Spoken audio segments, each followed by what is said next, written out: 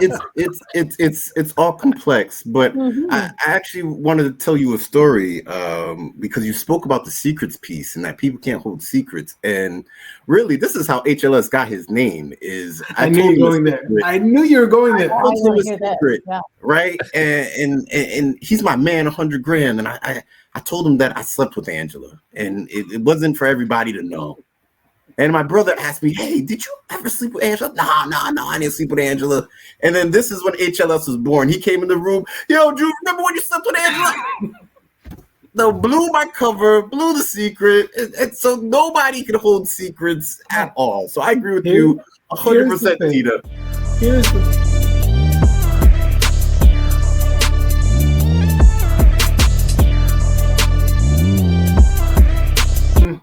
It's your boy, Soso Juv, and we in the building, and welcome to another episode of the My 5 Cents Podcast. Let me go ahead and introduce the cast of characters. To my that way, I got HLS. Habitual line stepper. What's up, everybody? Oh my goodness, I can't wait to talk about you. And to my down this way, I got the logical genius. What's up, everyone? The logical one is in the building, ready to roll. And welcome to another episode of the My 5 Cents Podcast. This is the show where we go ahead and we bring on a guest. We build their credibility, do a little cross-examination, and they get to decide on the topic of the day. And the topic for today is what, HLS? The topic today, this is a good one. This I think is going to test everyone. And this topic for today is the top ways in which your voice impacts your professional success.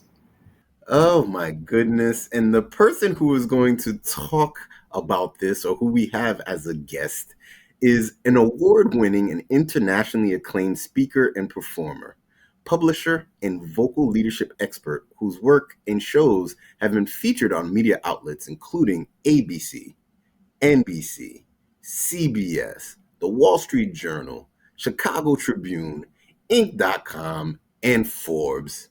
She's been named one of the top podcasters for entrepreneurs by Inc.com. And our guests, two companies, Twin Flame Studios and Alembic Press, bring thought leadership to life through producing incredible audiobooks for experts and transforming podcast content into high-quality books. Please welcome to the My 5 Cents Podcast, Tina Deitz. Welcome, Tina. Hey, thanks for having me. Yeah. I feel like by the end of the show, y'all need to come up with a nickname for me. I feel left out. We could do that. You know, depending on who you pick, you might get a different name depending on who you pick. So I'll roll the dice. Yeah. Yes. So let me start you off with the icebreaker. Tina, what is your superpower and how has it assisted you in your journey? My superpower, actually, I know the answer to this question. My superpower is curiosity.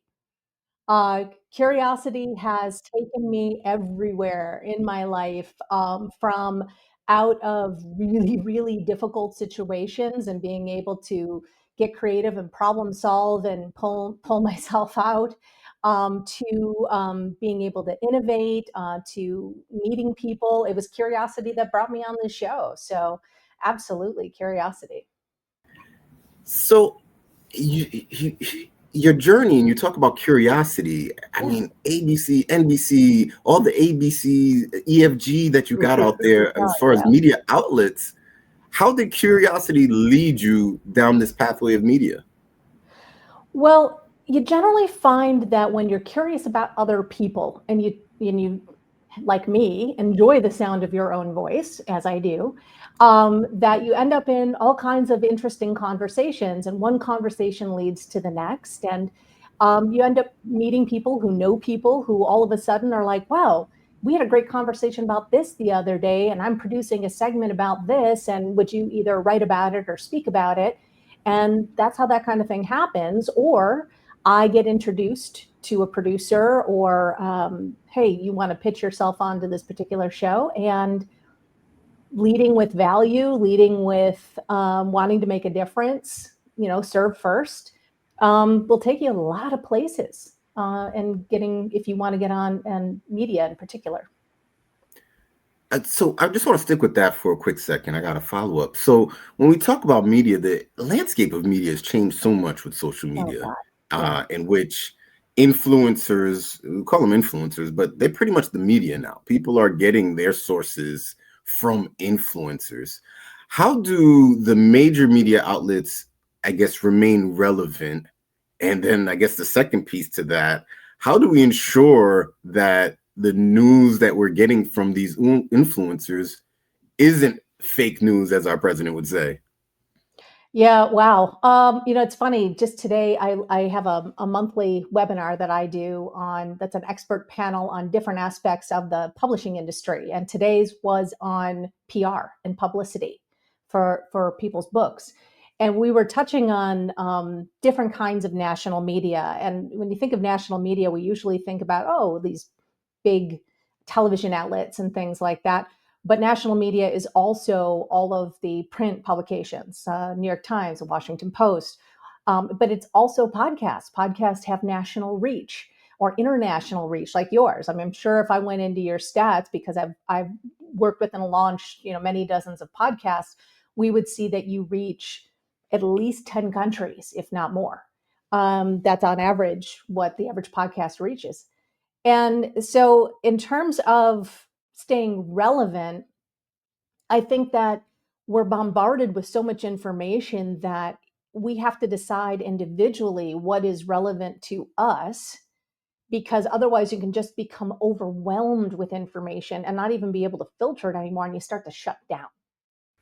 And and then there's the whole question of credibility and is it real? And for me, it always comes down to corroborating sources, doing your own research, being able to critically think. And for God's sake, people stop. I wish people would just stop reposting things based on an emotional impulse without going and checking. But, as I'm sure you all have experienced, social media is not a place where you're going to change minds.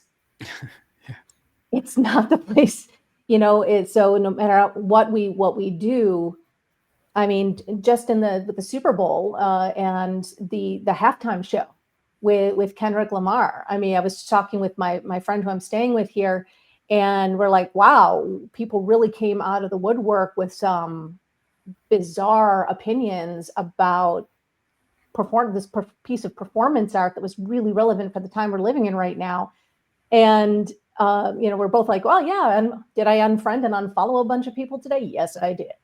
So, Wow. Oh Wow. no, the cut list. because at the end of the day, going back to the whole being inundated thing, you got to protect your peace. Yeah. So it's a whole balancing act with all of those interlocking So- pieces. But I don't think that these big places are going away anytime soon, simply because of the power, the funding, and the reach that they have from decades of being relevant. So, but we'll see what happens in the next, decade. So that's interesting because I remember an interview. I can't remember one of like a veteran news anchor, and I think he was saying like the age of unbiased media is going away, right? Because now you have all these news outlets that are catering towards a particular group, right? Now, on both sides, depending on which side of the political aisle you're on, you have Fox News, for example, that's more one side, and versus some other whatever. So it is and that's dangerous in a way, because now you're just listening to like-minded folks, right? There, you don't necessarily have the other perspective. But if is that where we're heading towards then? I mean, you still have these major outlets, but then are they now just catering towards a particular audience, and they're just saying, hey, this is our audience, this is who we're going to stick with? The unbiasedness and the fairness, I put that in quotation marks, is no longer there, and we don't really care about that because we want to bring in the people that we know are going to listen to us because we have similar opinions, or giving them information that they want to hear the way they want to hear it. Wow.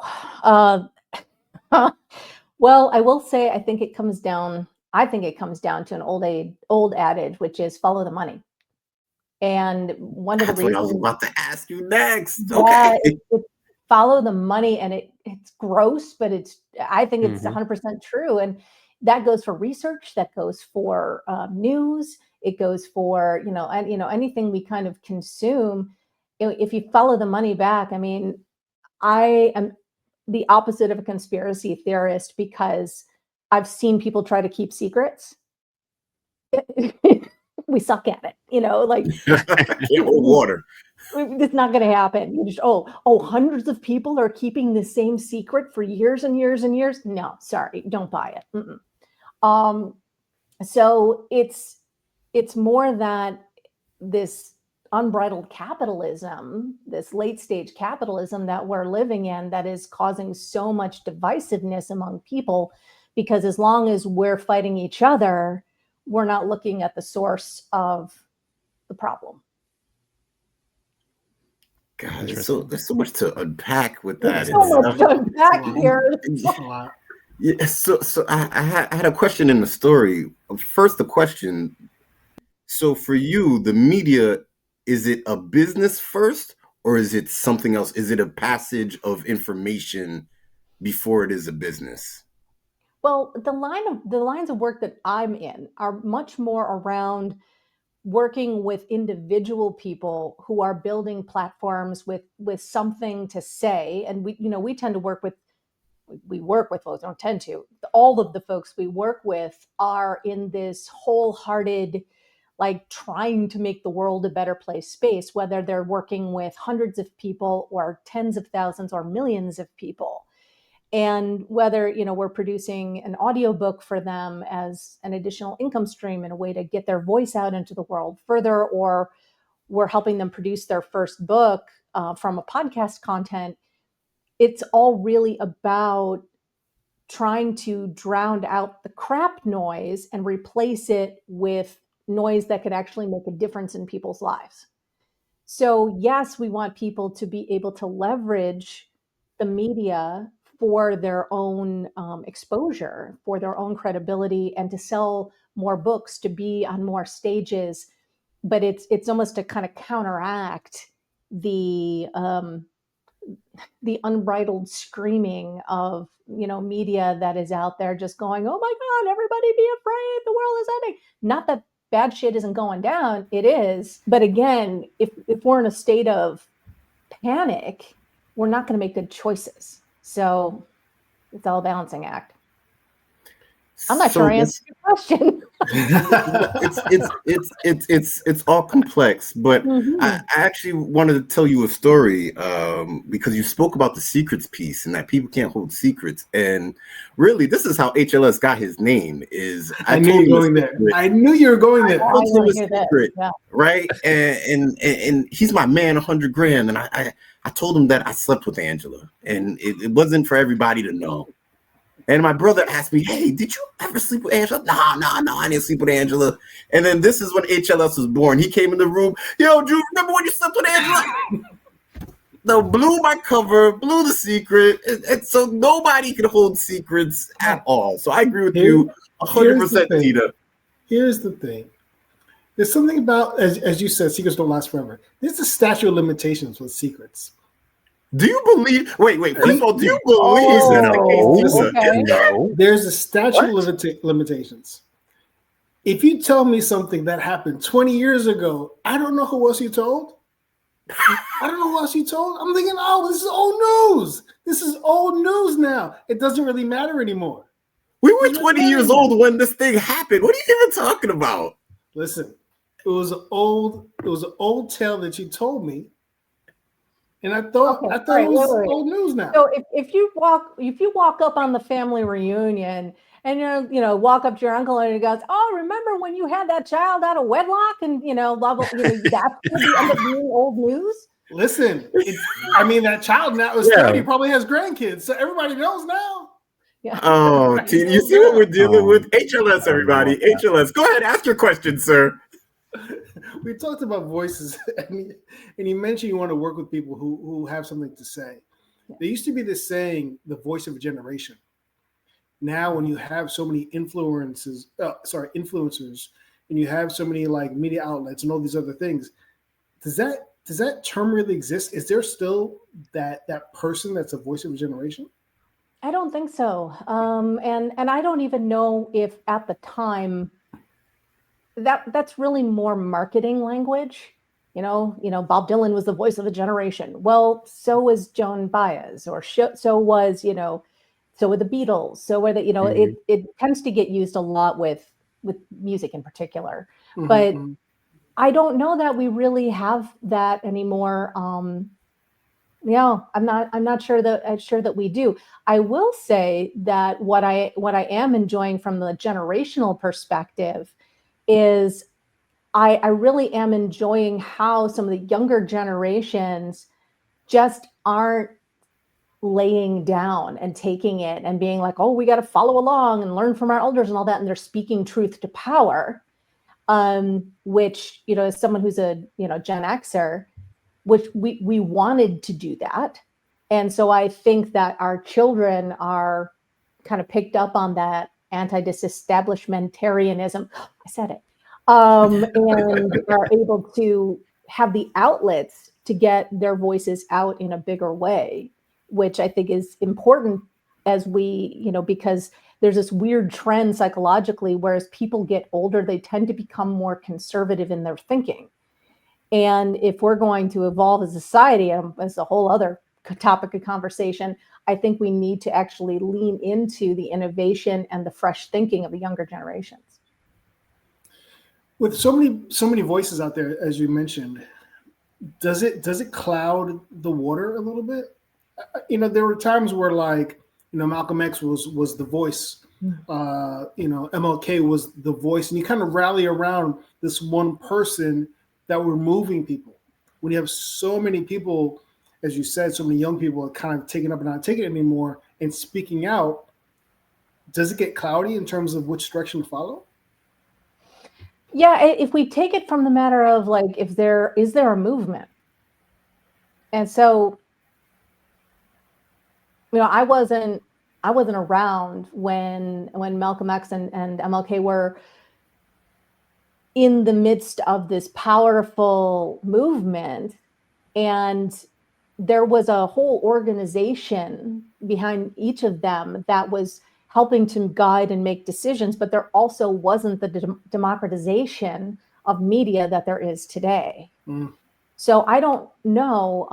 What I will say is that what I'm hoping to see, especially right now, is I'm hoping to see more people who are influencers, who each have followings, develop more coalitions, more consortiums, more kind of, gatherings where we can combine these different groups of followings of people to make meaningful change in whatever way that plays out.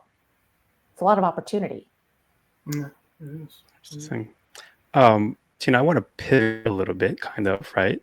So on your site, Twin Flames Studio, you wrote an article or blog around audiobooks, right? You speak about audiobooks. Are audiobooks cheating? Is that that's always a debatable question. Or maybe it's a top 5 topic we talk about. Top 5 reasons. Is it cheating? Are you cheating from reading? Like, when somebody says, "Yeah, I read that book," and they really just listened to the audiobook, did they really read the book, or is that somewhat of a cheat? No, it's not a cheat. 100% it's not a cheat. Because different people learn in different ways. Different people learn in different ways, and whether the words are spoken or the words are, written down, it doesn't really matter. The words are the words. And, if you want to talk about a cheat might be, watching the movie interpretation of a book. That would be, I think, more of a cheat, because it's not going to be necessarily a true rendition of the original book, which was why many high school kids, when they went and watched the movie Life of Pi, instead of reading it in their high school English class, end up screwing up on the exam, because it's not the same thing. But you're not going to find that with the audiobook. It's going to be a truer representation. So yeah, and besides, storytelling and verbal storytelling has been around a lot longer than the written word. So yeah, it's a true story. True. Okay. So Logical Genius mentioned one of the two companies. Can you elaborate? What is Twin Flame Studios and Alembic Press, and what's the difference between the two? Difference between the two. Well, Twin Flame Studios is a company I've had for about 10 years, and we produce very high quality audiobooks. And what we're most known for in the world is we were first to market being able to remotely record authors who wanted to narrate their own audiobook. And so a lot of recording studios or a lot of audiobook companies, first of all, don't want to work with authors who are amateurs in when it comes to narrating their own stuff.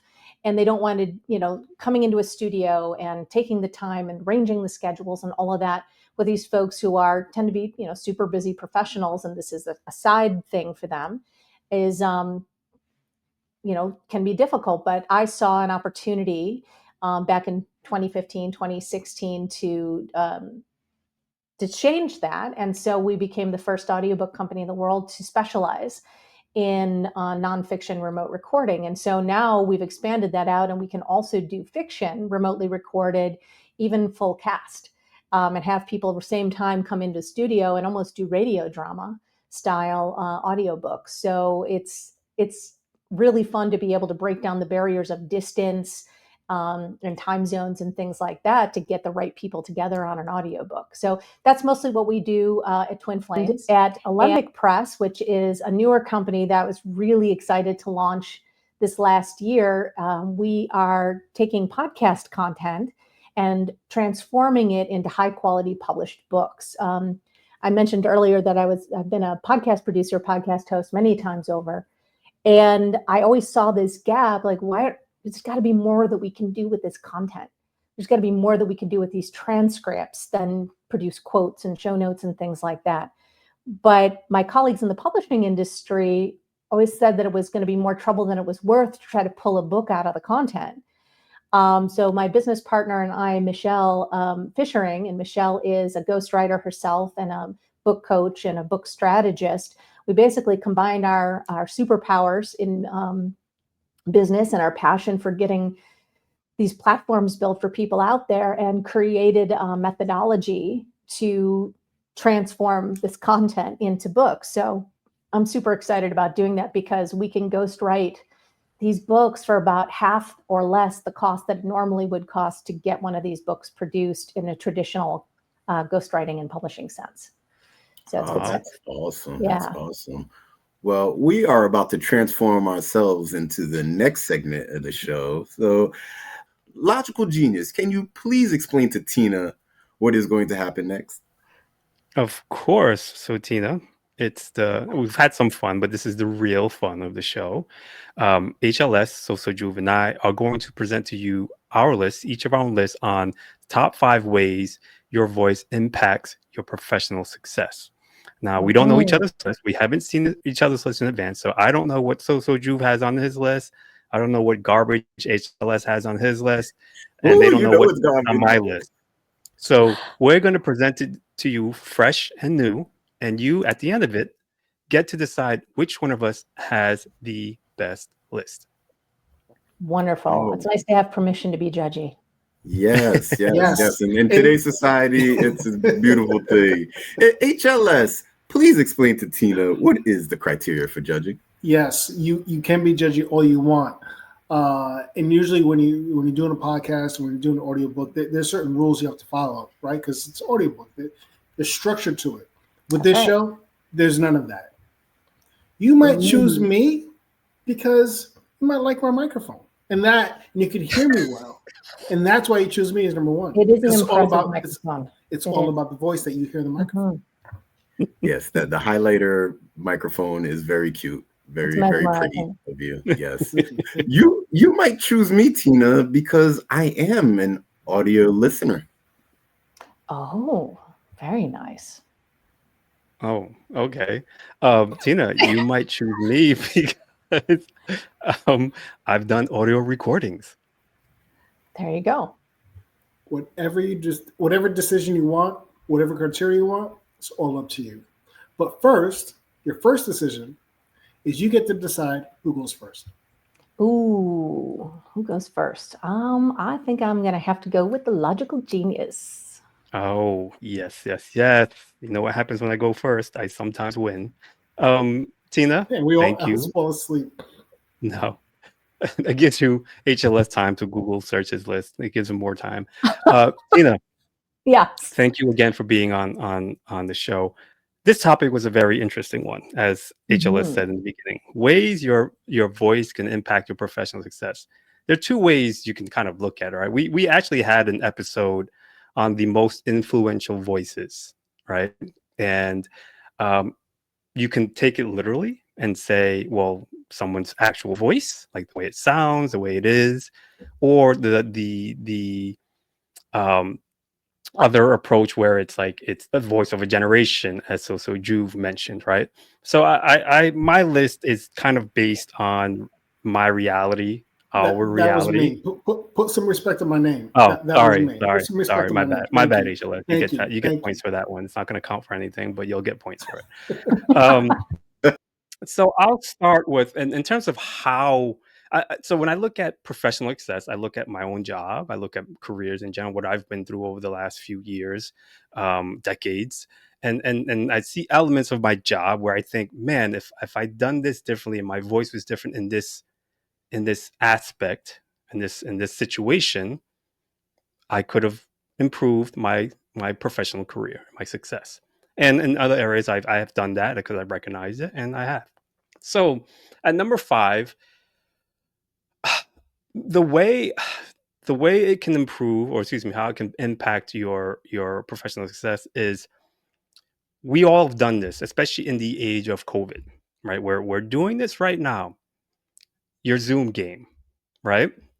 And what I mean by your Zoom game, we've been on Zoom calls, we've been on team calls or whatever kind of online virtual calls where someone's making a presentation and it's blah blah blah blah monotone, very boring. You're checking emails because you're checked out. You're doing other things because you're checked out because the person isn't drawing your attention, right?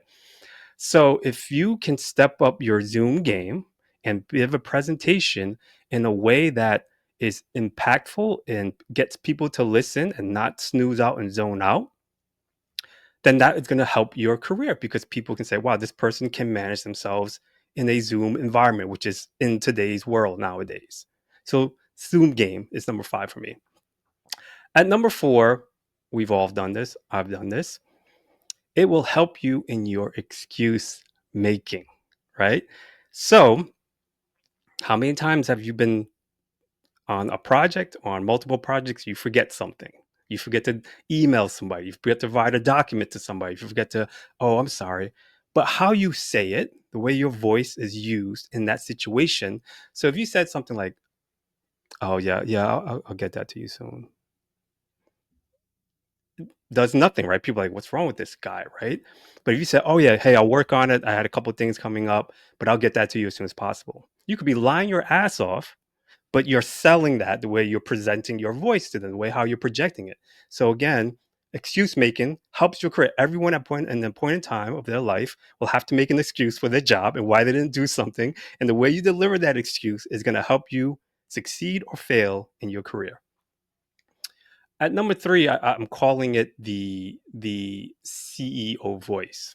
Um, this is a situation where you use your voice and you walk into the room and no one knows who you are, and you say, "All right, let's get started, folks."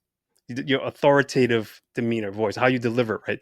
They may not know you from a hole in the wall, but because you walked in and said it the way you said it, they're like, "Okay, this guy knows what he's doing. Let's listen to him. Let's go." Right.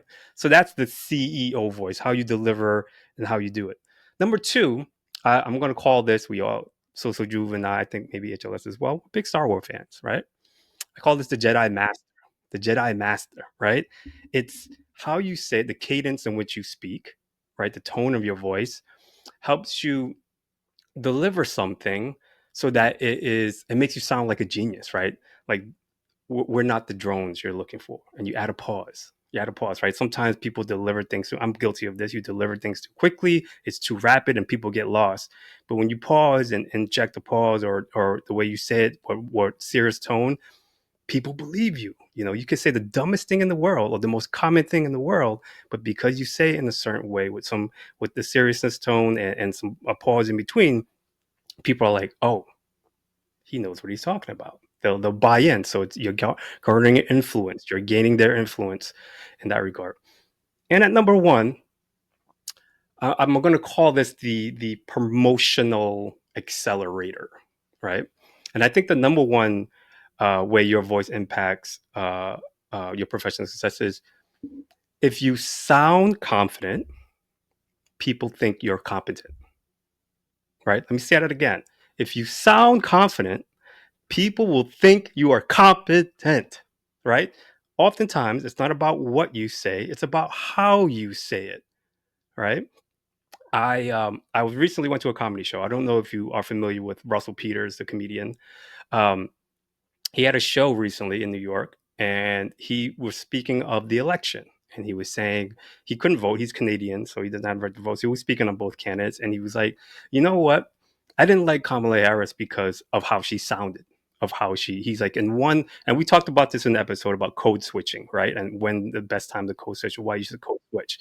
And he was like, I didn't have faith in her because in one rally and one speech, she was speaking a certain way and it didn't give me any kind of confidence. Then she code switched to another thing in another scenario. And because I think he was saying that she was part of her culture, she's half Indian and half Black. I think Jamaican is her father's side, right? And he was saying that she was speaking something when she was speaking to a rally where it was predominantly like Black voters or Black people at the attendance, and she was speaking one way, and then another way where there's more Indian voters or Indian attendees, she was speaking another way, and he was like, well, who are you, right? That you're switching or whatever. So he found that unattractive, right? So again, even though the message in her speech or whatever made sense, she didn't have the confidence in her presentation, and that kind of ruins or had people judging your competence in terms of how you are and who you are. And being successful in the career is how you can promote yourself, how people can see you, particularly when you accelerate and when you increase your role or grow in your role, you are taking more leadership roles, right? So the more you can speak confidently about something, the more competent people think you are, the more they're willing to follow you and listen to you as a leader in your professional career. So Tina, those are my top 5. Great list. Great list. Thank Well you. done. Who do you Speaking want of to hear from next? confidence, Thank you. let's go to HLS.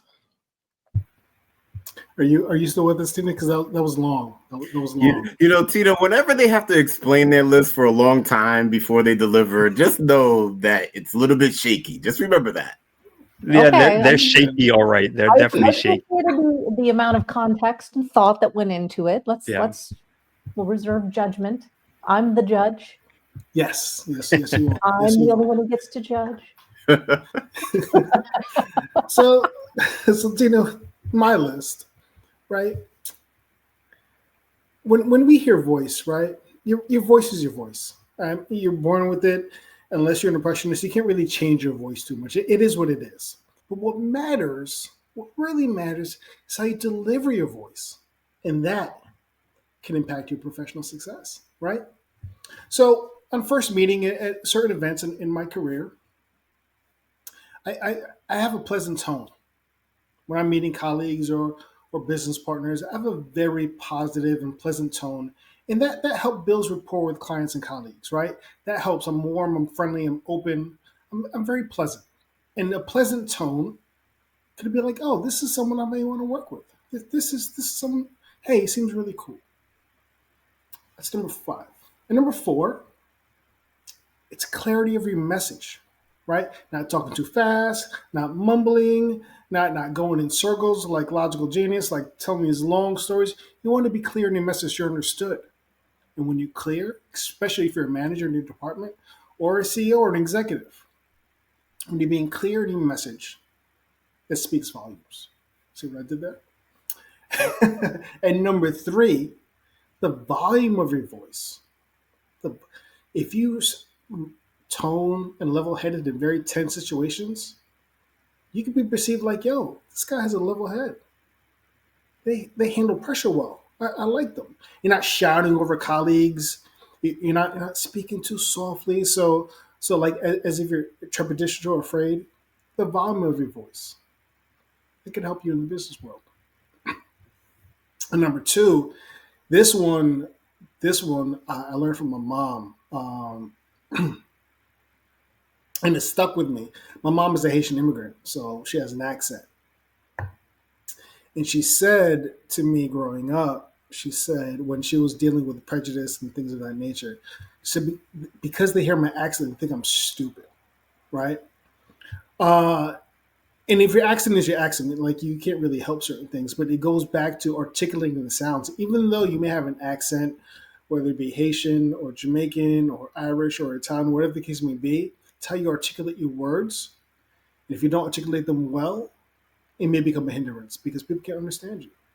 Or people look at you a certain way because you have an accent. That's number two. Number one, the depth of your voice. Now, for a woman, it's one thing, but if you're a man and you have a deep voice, it comes off very powerful, very authoritative. Like someone with a deep voice, it just reeks confidence and sustainability in a way. And that, in no matter what world you're in professionally, could bode well and speak volumes. And that, Tina, very short and concise, is my 5 cents on the topic. Tina. Soso Juv, let's hear it, man. In the building. So I probably went the same route as Logical Genius, in which I've kind of named my, I guess my underlings over here. So at number 5, we have mumble rap. And that's the person who mumbles at the workplace and you have no idea what the heck they're saying. And you're just asking for an answer to whatever that problem is. And they're just sitting there mumbling and you just no longer have confidence in what it is that they're saying. At number 4, I have the Decepticon. This is the person who has the sweet angelic voice for the bosses and the stakeholders and all of that stuff. And once they walk out the door, oh, she turns into the Wicked Witch and is just totally disruptive, creating a toxic environment, and is just nasty. At number 3, I call this one, and actually before I called this one, I was a communications major. And one of the classes that I took was a persuasion class. And something that stuck with me in that persuasion class was talking about attraction, right? If you're an attractive person, you are more likely to persuade someone. So at number 3, I'm going with the Boys to Men. And my guy, Michael McCrary, is right back. Hey, do you have that report for me? Mm-hmm. You know, just hit him with the smooth voice on the phone. That report is coming to you. So you got to hit him with the Boys to Men sometimes. At number 2, oh my gosh, I see this one at work way too much, and that is Loud and Wrong. You know you wrong, but you just bringing the volume all the way up to try to deflect from the fact that you're wrong, and it's just a tactic. So that could very much be impactful to the workplace. And at number 1, your voice is a conduit to your perspective. And for me, having a diverse set of voices around you is crucial. It allows you to have a variety of perspectives to allow you to choose the best pathway forward when making a decision. So it's not really, and kind of as Logical Genius said, there's different perceptions of how you can take this topic. And just having a diverse set of voices around you can help a team with those different perspectives. So that's my 5 cents, pretty short and concise as well. What's going to happen next, Tina, is next week, you have the illustrious task of deciding who is in third place and who is our grand champ for this topic. So until then, this is our 5 cents.